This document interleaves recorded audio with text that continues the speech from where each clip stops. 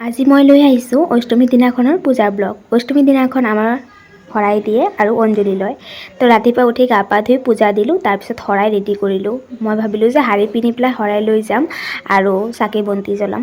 তাৰপিছত এলাউন্স কৰি আছে যে পূজালৈ এতিয়া পুৰোহিতে বহিব, কোনে কোনে শৰাই দিব লৈ আহক, দেৰি হৈ যাব তেনেহ'লে। মই ভাবিলোঁ যে পূজাৰ কাৰণেই দিম, শাৰী পিন্ধোতে হয়তো লেট হৈ যাব, মই আগত গৈ পেলাই শৰাই দি আহোঁ। তাৰপিছত মই কুৰ্তি পিন্ধি শৰাই দিবলৈ লৈ আহিলোঁ।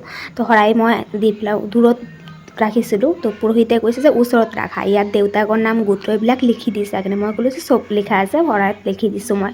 তো কৈছে যে ঠিক আছে। তাৰপিছত মই ফুল লৈ গৈছিলোঁ, ফুল ৰাখিলোঁ আৰু পুৰোহিত কৈছে যে এইখিনিত ৰাখি দিয়া। তাৰপিছত মই আকৌ ঘৰলৈ আহিলোঁ, চাকি বন্তি, চাকি ধূপ, কলপাত এইবিলাক লৈ গৈছোঁ। গৈ পেলাই মই প্ৰদীপ মানে চাকি বন্তি ধূপ এইবিলাক লগালোঁ আৰু তাৰপিছত এইবিলাক আৰু ভিডিঅ' কৰা নাই আৰু, কিয়নো মই হাতত মোবাইল লৈ চব কাম কৰিব নোৱাৰোঁ আৰু কোনো নাই লগত।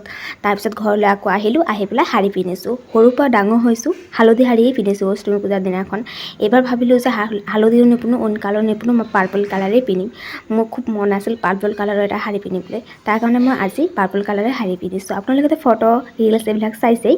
তাৰপিছত আহিলোঁ পূজা মণ্ডপলৈ, চবেই বহি আছে চাইছেই, চবেই অঞ্জলি লৈছে, মাহঁত লৈ আছে, ময়ো ল'লোঁ। তাৰপিছত প্ৰসাদ খালোঁ, খাই পেলাই ঘৰলৈ আহিলোঁ, ভাত পানী খালোঁ, ৰেষ্ট ল'লোঁ, চাহ বনালোঁ। তাৰপিছত সন্ধিয়া টাইমত আকৌ ৰেডি হ'লোঁ, ফৰক পিন্ধিছিলোঁ। তাৰপিছত আজিও মাহঁতৰ লগতেই ওলাইছোঁ পূজা মণ্ডপ চাবলৈ।